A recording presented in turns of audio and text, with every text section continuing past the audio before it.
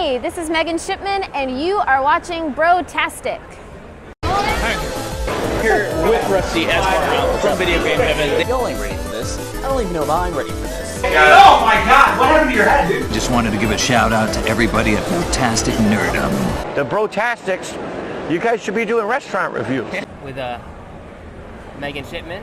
Hello. At Brotasticnerdom. So, start off, how are you doing today? I'm good. Good. You enjoying the con? Yeah, it's really fun. I've bought and spent a lot of money. Hey. So you know, should I have spent all that money? I don't know, but it's fine. Not, but yeah. It's fine. You got everything that you wanted. Yeah. The first question I have for you is, out of the various roles that you have played, what is your favorite and most relatable? So picking a favorite is like trying to pick your favorite child. It's almost impossible. Okay. But my two more recent ones that I really enjoy, when people ask me like, who do you relate to the most, it's Alba from New Game.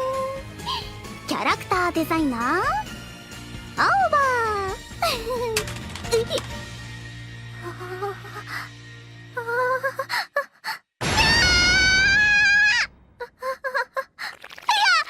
ちょっとした出来心というか、なんというか。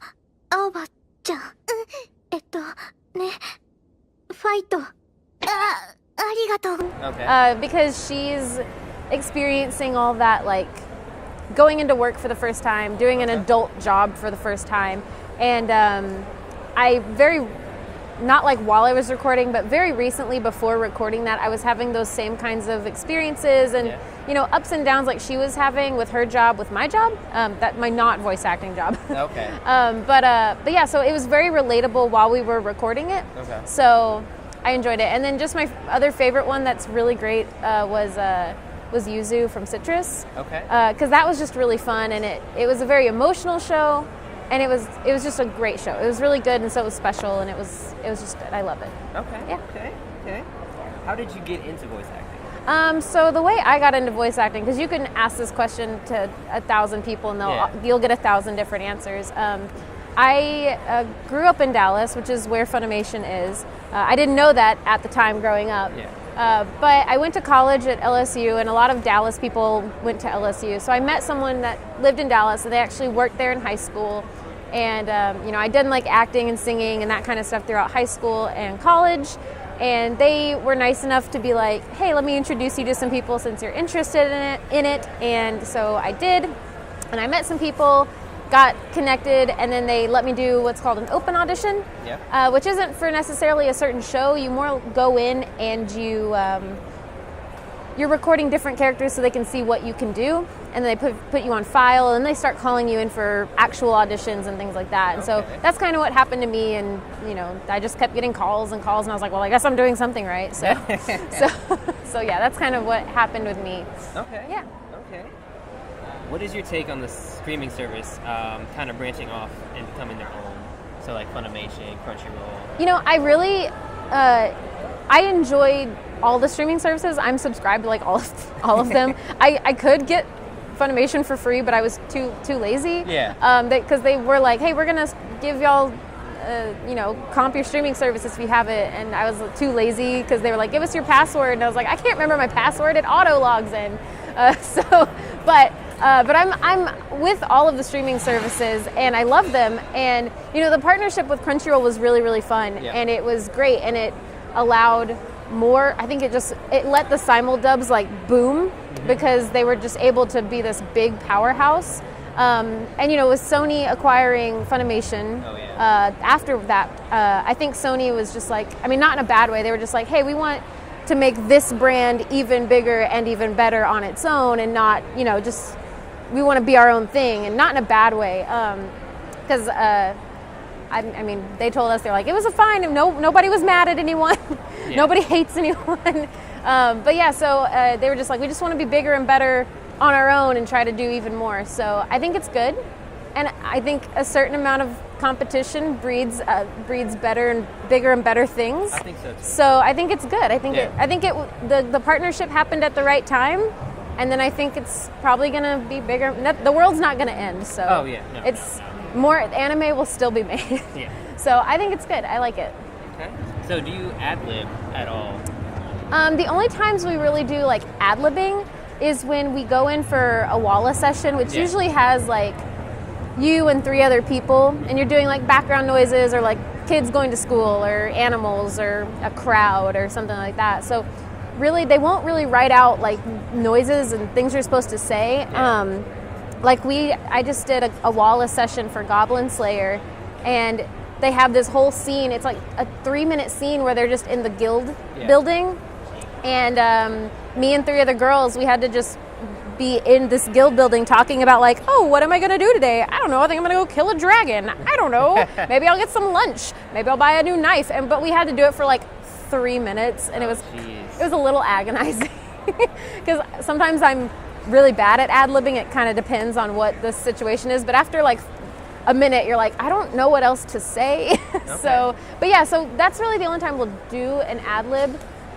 Sometimes if you're just goofing off, like you can, there's times like in Citrus when you leave bombs for someone, maybe you say something funny and then the director's like, oh, let's leave that as a bomb for when so-and-so comes in. Like for Citrus, there were bombs where there was like a scene where my character Yuzu was, oh no, we got caught in the same bed. Oh no, that situation. And I'm like really close to this girl's face, and I just whispered, did you fart?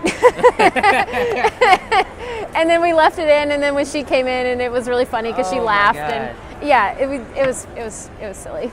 So I've heard that you guys do a lot of scenes solo. Mm-hmm. Yeah. So do you think it would be better if like it was in a group setting, or a solo works best? I think for anime, with just how much we're having to do at this point, solo kind of works the best. Okay. Because you can just come in, get a character done, and sometimes if you have an actor that, because Funimation's based in Dallas, Texas, so if you have actors in LA that are coming in, sometimes they have to come in at weird times, or so they have to come in, do their stuff. So sometimes solo works best for that because people can just come in, do their stuff, go back home, that kind of thing. Now in LA, they do a lot of like group work, especially for like just like regular shows and cartoons and stuff that's on TV, not necessarily anime. And it is like a different dynamic because you can like play off each other, but that's also a different story too because they don't have to match an animation.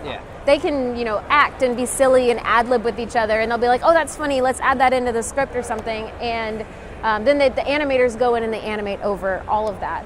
So it doesn't matter what they say. But with us, we have to stick to this timing and this many flaps and this many that. So solo, I think, is the best and most efficient way to do anime.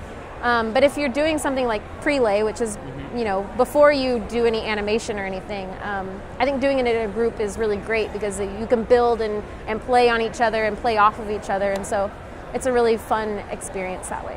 Okay. Yeah. Okay. So what projects are you working on currently? So right now I am in this current season. There's a lot of sequels this season and some newer things. So the newest show I'm working on right now is called Conception. It is based on a video game from Japan that was made. They brought the second game. There's a second game called Conception 2. They brought that game to America. They never brought the first game over. But they brought the second game over, which I did play. It was one of those games where you're like, this game is so stupid, but I'm having fun playing it. The girls are really cute. I don't know. So you're like, I'm going to play it anyway. But they are doing this whole show again because they're doing a special edition, like remaster and re-release in Japan. So they were like, let's make an anime. People will buy it again, as you do. And so that show is really funny. It's like funny, cute, lots of cute girls. It's just funny. It's a fun time to watch. It's one of those shows you're just like, it's not too serious, it's not too crazy, but it's a good time to watch. And then I'm also in Senran Kagura again, because that's coming back out, and that has a new season, so I'm reprising my role as Hibari, which that was like the first role I ever did at Funimation, so now doing it like 5 years later, I'm like, whew, all right. It's a blast from the past. Okay. Yeah, so, and then there's Railgun. My character doesn't really say a whole lot in Railgun. She's very quiet, but she's there, so I'm sure she'll have a conversation at some point, hopefully, maybe, I don't know. So she's there. I'm not in it yet. I haven't recorded anything because she never talks, but she's there. And I think I think and we just wrapped up like Steins Gate and stuff, so I think that's it for this season. So yeah, one of my favorite anime of all yeah, time. that was really interesting. Steins Gate was because Ashley Birch was actually the voice of Mayuri, and she lives in LA. She got a job while we were doing this recording, the show for the simuldub. And you know, she got this great opportunity, and she was like, unfortunately, because my schedule is just so busy, I can't, you know, do that. I can't, my schedule won't allow it, and it's really unfortunate. She was really upset, and then I got asked to voice match for her, and my one goal was just make sure nobody knows anything is different. Yeah. And I think it worked, because a lot of people were like, I don't even know what episode you started in. Yeah, so I don't know, great. And I was like, good, that means I did my job just right. You did. So I was really happy, because I know that people really love that show, and it's really important to them. So I was like, I really don't want to mess this up. Yeah. So I felt the pressure, and I was like, I'm gonna do it. I'm gonna do it good. Well, so hard work paid off. Well, awesome. I'm glad you liked it. Oh yeah. That actually wraps up for all the questions I had. Awesome. Thank you for your time. Yeah, thank you. You did great. And I'm looking forward to seeing you in Railgun. Oh, sweet. Thank you. Here with Rusty S. from Video Game Heaven. Y'all ain't ready for this. I don't even know if I'm ready for this. Oh my god, what happened to your head, dude? Just wanted to give a shout out to everybody at Brotasticnerdom. The Brotastics, you guys should be doing restaurant reviews.